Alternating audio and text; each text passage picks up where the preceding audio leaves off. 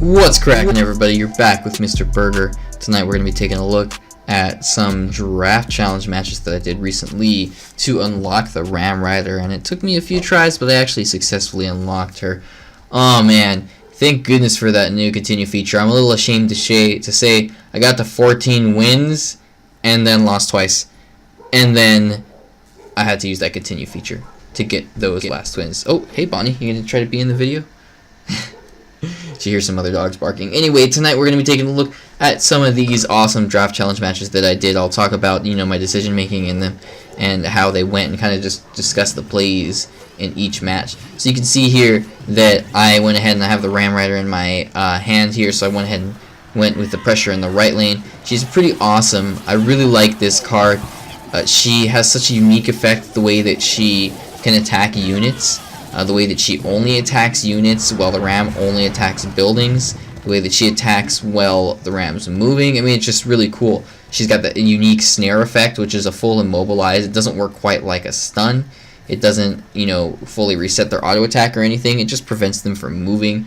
So if you've got, I made this mistake 2 or 3 times against her. If you're using like a Prince or a Dark Prince and you're trying to get the charge going against the Ram Rider, the Rider herself will just completely snare the Prince or the Dark Prince and keep it out of range, while the Ram is just wailing away on the tower, and the Ram Rider herself is chipping away at that Prince or that Dark Prince. So that immobilize effect is really solid. It's really cool. It's really powerful. I don't think that she landed super hard like a lot of the other new cards did. A lot of them were just absolutely overpowered when they landed, and it was just too much for the meta. Night Witch had to get nerfed multiple times. Royal Recruits had to get that emergency nerf. There's just been so many cards. Ewis was really strong when he landed. He wasn't super OP, but he was really strong when he landed. E-Barbs, I don't think it was right when they were landing, but for a while they were an absolute nightmare. I mean, there's just so many instances of it where it went poorly. Electro Dragon, there's another one, right? Anyway, I'll stop giving examples. And so I feel like that this one landed pretty well. I don't think that she's super OP. I don't think that she's underwhelming either. I think that a lot of people were disappointed because they're like, oh, she brings something, or she brings nothing new. It's just a battle ram with a goblin giant. It's like, yeah, it is kind of similar to that, but that snare effect makes it unique. The fact that she only attacks units, that's the first time that we've had something that does that only attacks units and does not target buildings at all. And I know that the ram targets the buildings for her, but still, it's kind of cool. It's kind of new. I'm glad that they're doing this. I'm glad that they implemented this kind of new card, this new effect. Because it's something that changes the game up rather than just being like, look, it's another card that slows things, like the Ice Wizard, It's something that really switches it up. So let's go ahead and talk about this comeback that I made here. I was able to not get fully tilted and kind of just keep my cool and play hard and aggressive here and use that giant skeleton aggressively on the left while he was investing all his elixir on the right. And then I put the Ram Rider in the pocket there, hoping that she'd connect just in time, and she actually did. I saw that I had an opportunity here because he spent elixir in that Valkyrie and it was going down. So I go ahead and fully commit to pushing all the way up. Ram Rider's just doing absolute work on the tower there. Use the Magic Archer to finish it off. And then there goes his tower. We both do the Screaming Hog emote, which I bought for the 250 gems. I don't care. Best emote in the game. It was worth it, 100%. Alright guys, I believe that this was like my 12th win or so. So I'd actually already unlocked the Ram Rider at this point, but I really wanted to go for that emote. So I spent that extra 100 gems to continue and got that emote at the very end there. 100 gems on an emote that's, going to be only a one-time thing. Yeah, I would say that it's worth it, considering that the ones that are recurring normally cost 250. So I went with the Ram Rider, I went with the Princess over the Spear Goblins, and let's see what else do I have in this deck. I didn't catch it quite there, but we'll see as the match progresses here. So for an opening move, I decide, okay, Knight's a little bit safe to play. I'm like, well, actually the Ram Rider attacks air, so you can see that it snares that skeleton barrel there. Another interesting thing that she does is she'll target the closest unit, but she'll prioritize things that are not snared. So she'll target one goblin and it'll be snared, and then she'll target another goblin that's a little bit further away if it's not snared. And I heard on Clash with Ash, I think it was, that she's got like a 1.1 second attack speed and a 2 second snare time. So the most that she could have, the most units she could have snared at once is 2 with just one Ram Rider. But that's still pretty good. Sometimes you just need to snare one unit. If you've got the Sparky used on defense against her and it's out of range, she has a longer range than the Sparky, so she can actually snare the Sparky out of range, and her Ram will be wailing away on the tower, while the rider keeps the Sparky too far away for it to be able to attack her. And it's just insane. I mean, she has the potential for some really serious and cool interactions. It's kind of like the giant snowball. It's like it was kind of underplayed. It has this so much potential for some really awesome interactions, but it was so underwhelming for such a long time. Even now, it's not that great. It's not very highly used. Alright, we can see there that she attacks one goblin, then the second, and then the third, kind of each one consecutively, based on which one was snared and which one was closest. I go ahead and use the Inferno Dragon, just kind of something to have on defense there. I know it's not the best thing, but I wanted something down. I got the Princess to take out the swarms, and then the Inferno Dragon, again, stays alive to take out that giant there, and just goes ahead and finishes that guy off. And at this point, it's not looking so great for me. I use the freeze there kind of preemptively, thinking, okay, that'll actually allow me to take out the wizard. And in a way, that's kind of like a 4 for 5 trade, because the wizard would have easily taken out the baby dragon and the Inferno Dragon, but freezing him and getting that chip damage on the tower seems to be worth it. Don't get any damage from the dragons on the tower there, unfortunately, so I go ahead and go aggressive with the ram. You can see that she chooses the giant first to snare him, so he gets stuck there a little bit longer, and then she switches over to the goblins. They're a little bit weak now because of the ram rider's auto attacks. He's going for the classic, wizard in behind the giant. I got the Inferno Dragon to take out that giant, and it looks like it's able to take it out just in time before it connects to the tower. Princess is going to finish off the wizard there, even though it's raged. And I'm sitting at 240 health for a long time now. I accidentally used those fire spirits at a poorly time, which allows him to counter them with a predictive log there. He uses the skeleton barrel, but no support with it, so my Princess and my Mega Man make quick work of it. I go ahead and use the Inferno Dragon, because it does a great job of countering the baby dragon. No problem at all. And then I go ahead and use the fireball to finish off the tower and chip away at that wizard. I'm thinking, okay, am I going to have to defend in the last few seconds here? And he logs. Even if it had connected there, it would not have done enough damage. And the knight does a good job of distracting that wizard so that there's no chance for him to sneak in at the last second there and take out that tower.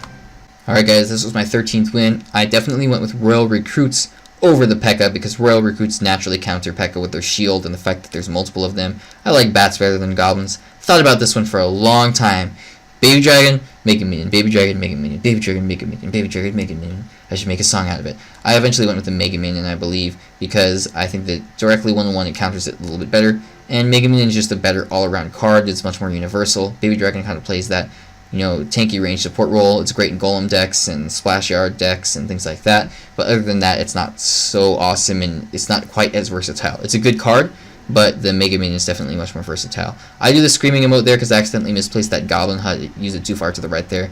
Meant to use it one more tile to the left to do a great job of kind of just being in that perfect spot. If you haven't seen the OJ videos on building placement, definitely check those out.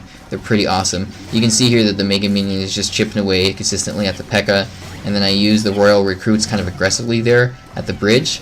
Aggressively, but at the same time on defense, because I'm using them to counter the P.E.K.K.A. And as I mentioned, that was my go-to at the very beginning. My first choice was the Royal Recruits over the P.E.K.K.A. because Royal Recruits are naturally going to counter the P.E.K.K.A. for multiple reasons. They got that shield effect, right? So that the P.E.K.K.A., even if it does a whole ton of damage, it just breaks one shield, one of the 6 shields that it has up there. They're relatively tanky, so they can take a good amount of damage. They're swarmy, so there's 6 of them for the P.E.K.K.A. to kill, so it just counters it really well. I use the Mega Minion like so, right there, like it's meant to be used to counter support units. You can see that the Ram Rider, that was the only unit alive, was my Mega Minion. So the Ram Rider herself, the rider, not the Ram, but the lady on top was actually snaring and attacking the Mega Minion there and getting it down really low and preventing it from connecting to the Ram at all, because it fully immobilized it. I use the Wizard here just kind of on defense to consistently provide kind of a counter to that Furnace. And then he's got the Baby Dragon coming down here. I use the Fireball trying to snag the Baby Dragon and the Furnace and the tower all in one, and I think I misplaced it slightly. I think I missed the tower there, but it's all good. I use the Royal Recruits again on defense once the Baby Dragon is connected to the tower, so that the Baby Dragon doesn't completely cleave them all to death. I get a little bit worried here, thinking, oh man, I let that Baby Dragon get too many swings off on my tower, but it works out okay. It does a good job of defending, or they do a good job of defending. So far, I've used these Royal Recruits on defense like twice now. So they're a great card once they got reduced back down to 7 elixir. They were absolutely amazing when they were at 6, obviously, but they're just too overpowered. So now you're going to be seeing them in more and more decks. I think they're a lot of fun to play with. I really like them, honestly. I think that they're a fun, cool addition to the game. Another kind of unique mechanic similar to the Ram Rider, that new card that we're talking about right here. You can see again, they're able to counter that P.E.K.K.A by pulling her back. They do a pretty decent job of chipping away at the Ram Rider as well, and I use the Wizard to finish it off as well as the Bats. And then you got 3 Royal Recruits now on the right, going in for that counter push because they did a great job of defending. They're still alive, and now they provide some threat on offense. And it's getting real close. I used the Fireball there to try to provide a little bit of chip damage onto the tower and connect to that Furnace as well. And the push with the Prince and the Fireball and the Wizard there at the very end finishing it off allows me to pick up the win, even though my tower only had 100 some health for quite some time at the very end there. Alright guys, this is my last win. I thought about this for a second, and this is the one that got me, I went for the 3 Musketeers. This is the one that got me the Ram Rider Emote. I went for the Mega Knight because Mega Knight would naturally counter my 3 Musketeers. I decided to go for the Goblin Gang because I like Gang a little bit better than Barrel. And I actually went for the Fireball this time rather than the Lightning. Not the best move. I think I thought about that right after and I was like, now he has Lightning for my 3 Musketeers. But hindsight's 20/20. It's alright. I think it worked out pretty well. So I have kind of a split push deck here with the Royal Hogs. I have the Goblin Gang. I've got the 3 Musketeers, and you can see that he's not doing anything here. So I go ahead and take advantage of that. And hey, this happens sometimes, but he goes ahead and defends there. Eventually, gives me a well played. Probably was answering a phone call or didn't see that he had gotten into his match or was busy or whatever. And then I'm able to play the 3 Musketeers relatively safely there because he has no lightning in hand, or rather he has no elixir for that lightning that he has in hand.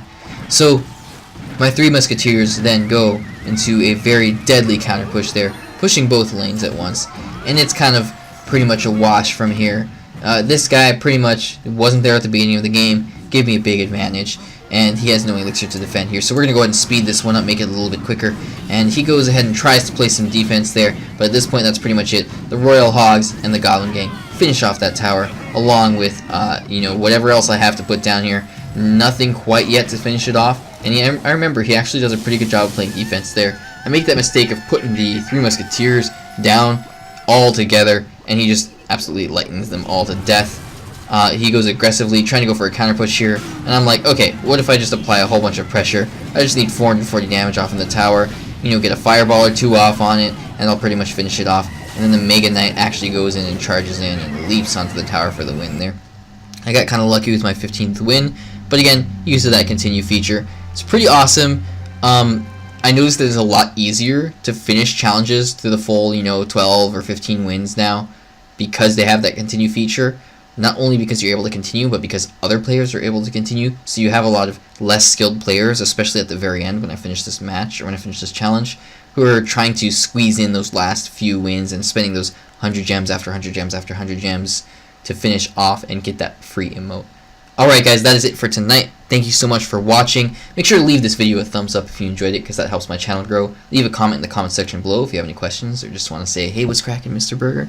And if you haven't subscribed, make sure to do so by clicking the little burger or the million other places that you can click to subscribe to my channel. Thanks so much for watching, guys, and have a good night.